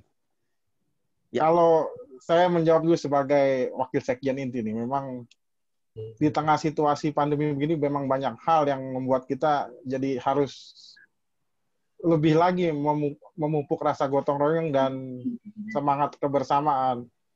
Jadi kalau di Inti ini kita tidak pernah berhenti nih melakukan kegiatan sosial. Cuma memang kami merasa bukan hanya kegiatan sosial, tapi ya webinar seperti ini juga perlu, karena kita memerlukan asupan bagaimana pendiri bangsa kita dulu memang membuat Indonesia ini untuk semuanya, dari semua, untuk semua, oleh semua. Nah, sebagai informasi tambahan, hari Jumat nanti kami dari Inti akan melakukan baksos ke Sinabung, mengunjungi saudara-saudara kita yang memang terdampak erupsi Gunung Sinabung. Dan memang kalau buat kami di Inti, rasa kebersamaan sebagai satu bangsa itu yang lebih diutamakan. Apalagi dengan Pak Teddy sebagai ketua umum. Setiap hari itu kami ditanya, mau ngapain lagi kita yang bisa kita perbuat untuk Indonesia, buat saudara-saudara kita yang sedang kesusahan. Itu kita seperti nggak ada istirahatnya. Wah, Pak Teddy ini setiap hari selalu ada tugas. Harus ke sana, harus ke sini. Itu yang memang buat kita jadi semangat juga, buat anak muda ini menjadi inspirasi, jadi bahan bakar untuk terus jalan. Saya sendiri minggu lalu baru pulang dari Sukabumi, di kaki gunung. Kita baksos di sana, ketemu dengan beberapa lansia lah, yang bahasa Indonesianya pun masih kurang fasih. Jadi terpaksa kemarin kita sedikit pakai bahasa Sunda untuk komunikasi dengan mereka. Dan memang jawabannya sama. Kami merasa senang masih bisa dikunjungi, apalagi dari orang-orang kota, yang membawa bantuan. Kami merasa sebagai satu bangsa, sama senasib dalam melewati pandemi ini. ketika interaksi dengan seperti itu ya, itu yang membuat kami jadi terus, sepertinya nilai-nilai ini harus terus ditanamkan. Kita berbuat tulus, ikhlas, demi Indonesia, demi anak cucu kita nanti, bahwa mereka harus punya teladan bahwa di Indonesia itu nilai-nilai gotong royong dan kebersamaan, seperti tadi solidaritas kebangsaan itu memang harus terus ada. Saya rasa sedikit saja dari saya itu. Silakan Bang Asmi kalau mau menanggapi. Ya, mungkin ya tadi saya menanggapi sedikit saja. Memang banyak yang menggunakan ya sentimen ras, agama untuk kemenangan di politik misalnya ya. Politisi menggunakan itu sebagai satu alat. Ya, sebetulnya itu kemenangan yang semu ya. Karena di sisi lainnya sebetulnya itu kekalahan yang nyata. Ya. Bahkan keruntuhan kita sebagai bangsa sebetulnya kita sedang mengarah ke sana. Jadi bangsa ini kan tercipta kemudian menyatukan, memadukan, mempersaudarakan semua dari kita. Bukan kemudian malah berupaya memisahkan. Jadi saya kira itu harus menjadi catatan penting bagi kita, Bang Ardi. Jangan sampai kemenangan itu diraih dengan cara-cara yang kotor, tidak baik, karena justru membuat bangsa ini bukan semakin tegak, membanggakan, tapi justru sebaliknya. Demikian tanggapan saya, Bang Chandra. Terima kasih, Bang Asmi. Ini ada satu lagi nih, dari Sukabumi juga. Ini ada Julia dan Triana. Ini beasiswa pelangi di Sukabumi. Silakan Julia dan Triana, apa yang mau disampaikan? Selamat malam, perkenalkan nama saya Julia dari beasiswa pelangi Sukabumi. Terima kasih atas kesempatannya untuk saya. Saya ingin bertanya, mengapa pada pelajaran sejarah di sekolah itu tidak dibahas tentang perjuangan Pak Abdurrahman Baswedan dan Pak Lim Kun Hian? Padahal beliau-beliau ini termasuk anggota BPUPKI dan perjuangan-perjuangan mereka itu sangat berarti bagi kemerdekaan bangsa Indonesia. Kemudian pertanyaan yang kedua, bagaimanakah cara kita untuk memperkenalkan atau memberikan informasi sejarah ini kepada guru dan teman-teman di sekolah? Terima kasih. Terima kasih Julia. Silakan Bang Asmi. Ya. Atau mau kita kumpulkan dulu nih? Sepertinya Ketua Inti Banten nih, Pak Rudi mau komentar juga ini. Ya kita dengar dulu dari Pak Rudi. Silakan. Selamat malam, Pak Teddy. Ya, kalau saya manggil cara ini bos siap nih, bos Chan-nya. Bos saya nih.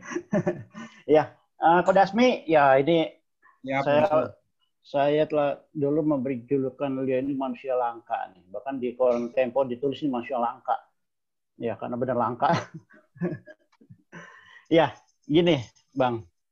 Ya, kalau kita ngelihat tadi, ya, perjuangan antara leluhur kita nih ya, ketua-ketua kita zaman dulu begitu bersatu, kompak, ya, tidak mungkin etnis atau segala macam, ya.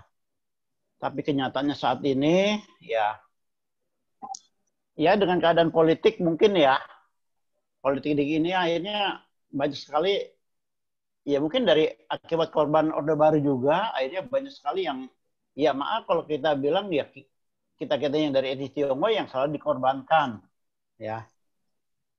Ya padahal bagaimana tadi ketua kita almarhum di Lobong memperjuangkan, ya bukan dari etnisnya tapi bisa memperjuangkan untuk menjadi pahlawan nasional, ya. Dan ini sebenarnya untuk menjadi PR kita juga seperti yang disampaikan tadi Bro Ardi ya. Jadi mesti ada gap lagi antara kita nih, antara ras lagi yang kita. Nah, mungkin ke depan ya sekedar usulan untuk itu juga Pak Teddy ya, inti bagaimana kalau nanti kita pun dalam hal kita baksos segala macam itu mengajak etnis yang lain bisa kita mencontoh dari leluhur kita itulah bekerja sama gitu. Ya, kita sudah laksanakan bekerja sama dengan dari kepolisian, dari militer segala macam. Ya, Tapi saya lihat kerjasama kita kurang dengan melibatkan atau etis-etis yang lain biar kita, ya seperti kayak kita mencontoh dari itulah, dari leluhur kita itu. Kita bisa bekerja sama, kita tunjukkan kita jalannya bareng gitu loh. Ya, karena yang kita bantu juga kan sama-sama orang Indonesia, kita orang Indonesia. Ya, jadi kita bekerja sama bahu-membahu sesama orang Indonesia. Ya, jadi inti ini tidak hanya menunjukkan bahwa kita orang Tionghoa Indonesia, tapi kita bekerjasama bersama-sama. Karena saya tahu di inti ini anggota-anggota itu ini nggak semua dari etnis Tionghoa, dari etnis lain pun ya. Contoh kayak kode kita nih, kode ASMI dari etnis Aceh, tapi bisa membaur di dalam perhimpunan Indonesia Tionghoa ini. Bagaimana nanti ya bisa nggak kita bekerja sama, melibatkan etnis lain, bekerja sama bahu-membahu membantu buat atau pengembangan buat negara ini. Ya, itu mungkin sekedar masukan lah dari saya. Terima kasih. Malam. Terima kasih, Ko Rudi. Saya jawab dulu kalau gitu. Jadi menyambung cerita tadi saya ke Sukabumi minggu lalu itu bersama dengan teman-teman dari Ambon. Kebetulan mereka tenaga kesehatan, punya komunitas SI Pratama Foundation. Kemarin minggu lalu kami datang sekaligus mengadakan pengobatan, pemeriksaan kesehatan, dan juga pembagian sembako. Saya rasa memang hal-hal seperti ini yang terus inti lakukan, tapi memang karena di inti ini kami sudah merasa satu, kita kan merasa satu bangsa, jadi sudah lepas sekat-sekat kesukuan itu. Buat kita berbuat untuk Indonesia. Jadi kadang-kadang udah nggak sebut lagi dari etnis apa, dari suku apa. Yang penting ketika turun di lapangan ya, udah kita sama-sama berjuang bersama. Ya, Bang Asmi silakan. Ya, makasih Bang Chandra. Untuk Julia tadi di Sukabumi ya, beasiswa Pelangi ya. Hai Julia, Triana. Terima kasih pertanyaannya. Kenapa sih di pelajaran sekolah tidak mendapatkan informasi tentang Abdurrahman Baswedan atau Lim Kun Hian ya tadi ya? Ya karena memang nggak ada. Jadi itu belum menjadi bahan ajar sejarah untuk dari mulai SD, SMP, SMA. Ini yang sebetulnya dulu diperjuangkan oleh INTI di bawah kepemimpinan Pak Edi Lembong dan juga sedang diteruskan, ingin diwujudkan oleh ketua kita pada hari ini Pak Teddy. Ya, kita berharap pada masa yang tidak lama lagi nama-nama ini ada dalam buku pelajaran. Ya, semua bisa mengenal, bisa mengakses. Seperti misalnya Pak Abdurrahman Baswedan yang orang Arab itu lama dilupakan namanya. Bukan hanya orang lain, di kalangan orang Arab sendiri jarang mendengar nama itu.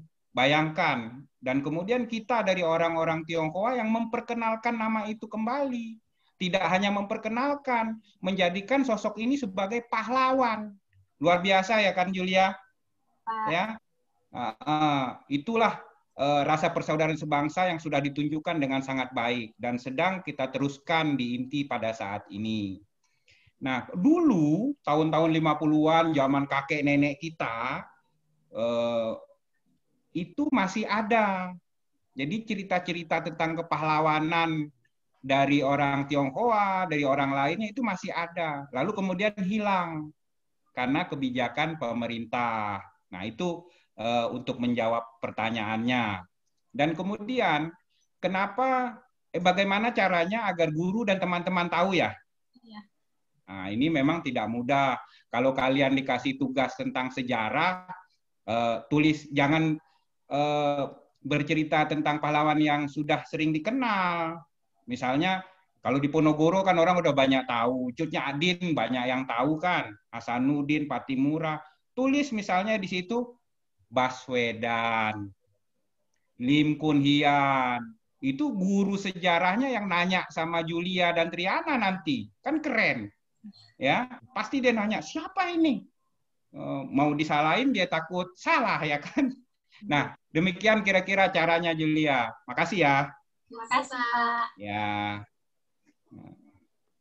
Ya, terima kasih Ketua. Waktu kita tinggal 3 menit lagi nih. Sepertinya memang sedikit kata penutup dari Ketua. Pak Teddy aja lah, atau Bang Chandra. Pak Teddy, Ketua kita, silakan Pak. Ya, cukup. Selamat malam, Pak. Yang bicaranya begitu hebat. Ya, kita mau sering-sering juga. Betul, pahlawan-pahlawan kita memperjuangkan merdeka. Jadi kita mesti jangan lupa. Tapi memang sebetulnya sih ya, coba ini kita mesti kembali.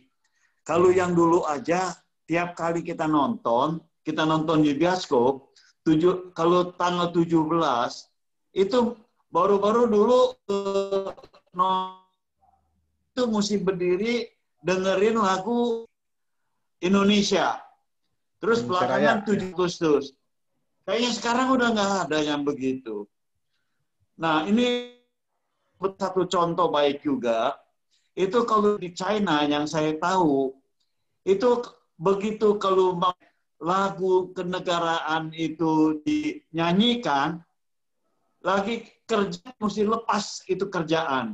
Jadi saya rasa pendidikan ini kita mesti terusin ke adik-adik kita yang sekarang ini, yang baru ini. Jadi saya rasa coba ini terus terang kerjaan yang kita orang ini yang masih mempentingkan Indonesia, NKRI perlu sekali kelas ini yang kita mesti ajarin terus. Tapi luas. Sampai dulu Pak Ajis bicara. Jadi terima kasih dan selamat malam. Terima kasih.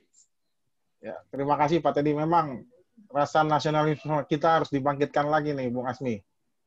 Siap. Oke, Bapak Ibu, selamat malam. Demikianlah acara kita pada malam hari ini. Kita akan bertemu lagi dalam seri Zoom memperingati 75 tahun kemerdekaan Indonesia. Terima kasih. Sampai bertemu pada acara berikutnya. Salam kebangsaan. Merdeka. Merdeka.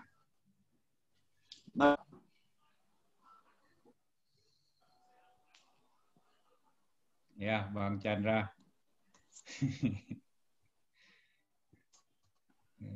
Oke, terima kasih, Pak Asmi. Ya, nanti kita sambung lagi dengan tema-tema dan topik-topik yang lebih menarik lagi untuk adik-adik kita juga ini. Siap. Mereka banyak yang tercerahkan malam ini. Oke, Bapak Ibu, saya juga mengucapkan terima kasih. Sampai bertemu di kesempatan berikutnya. Terima kasih, Pak Teddy. Makasih, Pak Teddy. Ya, selamat malam dan terima kasih. Ya, terima kasih Pak. Terima kasih.